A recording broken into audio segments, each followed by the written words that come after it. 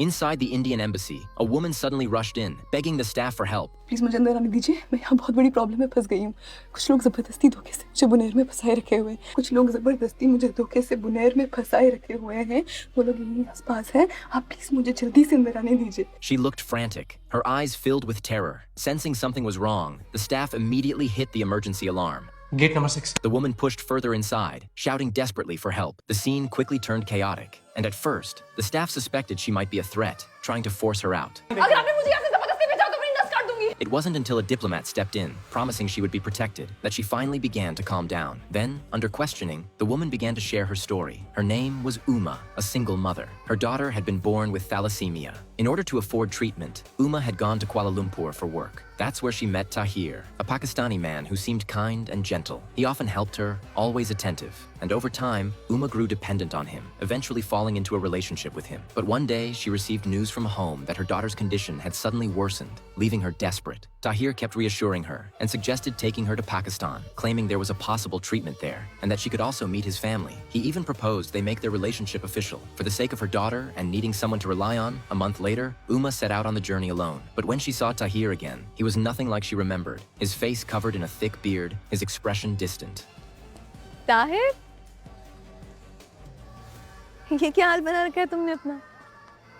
उज़मा थोड़ा कर रहे गाड़ी में बैठो सब बताता हूँ चलो Without warmth, he shoved her straight into a car, heading toward a remote mountain area. The road was rough, and he handed her motion sickness candy, which she took without suspicion. In that moment, her fate quietly changed. After eating the candy, Uma slowly drifted into unconsciousness as the car drove deeper into the mountains of Pakistan. After an unknown amount of time, the car finally stopped at the base of a hill. Still dazed, Uma was dragged out. She had no idea where she was, only noticing armed people around her, their cold stares sending chills down her spine. When Tahir led her through a gate, what she saw left her stunned. Two little girls ran up, calling out "Dad" cheerfully. Uma froze in shock. Before she could react, Tahir's expression turned cold, and he snatched her bag away. Then two strange women rushed forward, throwing a local robe over her. Uma had no idea what was happening, only feeling the weight of everyone's eyes locked onto her. She screamed Tahir's name, demanding answers, but he said nothing, just stared at her coldly. She was shoved into a room. Tahir!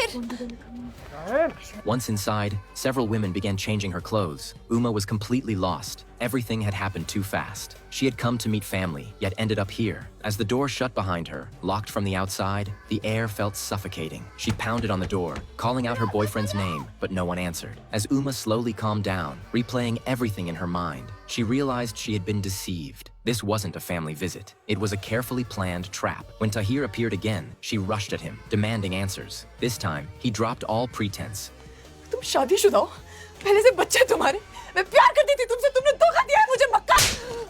Revealing his true, cruel nature, naive Uma tried to leave. मुझे घर जाना है, मुझे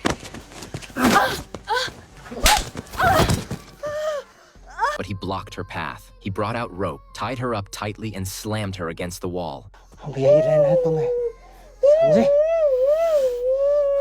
Then he began tearing at her clothes. That night, Uma endured unimaginable suffering. People came and went from the room, her eyes filled with fear, and even more, with overwhelming despair. By the next morning at breakfast, she was still trapped in fear, unable to recover. The women beside her gently urged her to eat something.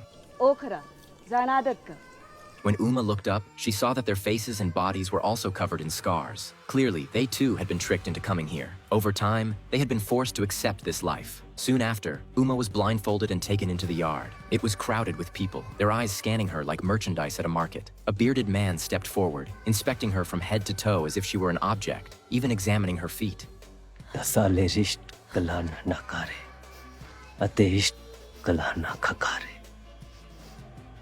Tapahakai.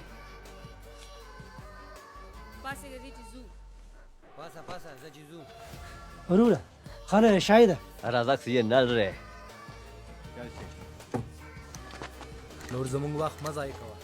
Listening to their conversation, Uma finally realized she was being treated as something to be sold. Fortunately, they seemed to think she was too old and didn't choose her. But because of that, the unhinged Tahir made another decision. He would keep her in the village to serve men and officially marry her. मैं तुमसे निकाह नहीं कर सकती हूँ यार। What awaited her next was more endless suffering. The following morning, Uma sat by the window in despair. Imprisoned, abused, stripped of dignity, she felt that death might be her only escape.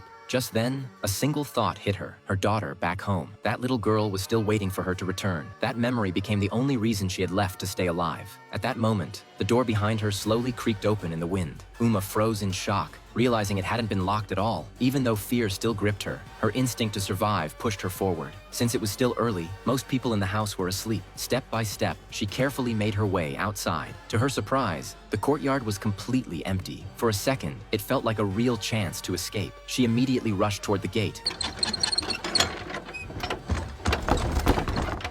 बाहर से बंद है।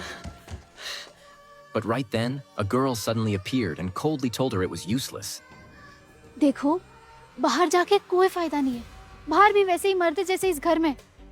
कोई भी देखेगा, उठा के ही ले जाएगा। Those words hit her like ice water, instantly crushing her fragile hope. But in that same moment, Uma noticed something. The girl was holding a phone. That sight felt like her last lifeline. She quickly begged to use it to make a call. The two of them quietly climbed onto the roof, struggling to find a signal, until finally they caught a faint connection. The call went through, and on the other end was her friend in Kuala Lumpur. Uma poured out everything that had happened to her. Her friend stayed unusually calm and told her the truth. She was in a remote area of Pakistan. Even if she called the police, no one would reach her in time. Again and again, her friend reminded her to stay alive no matter what. The only real chance was to find a way to reach the Indian embassy in Pakistan. Only there would she have any hope of survival. Those words snapped Uma back to reality. She made up her mind to endure whatever came next and wait for the right moment to escape.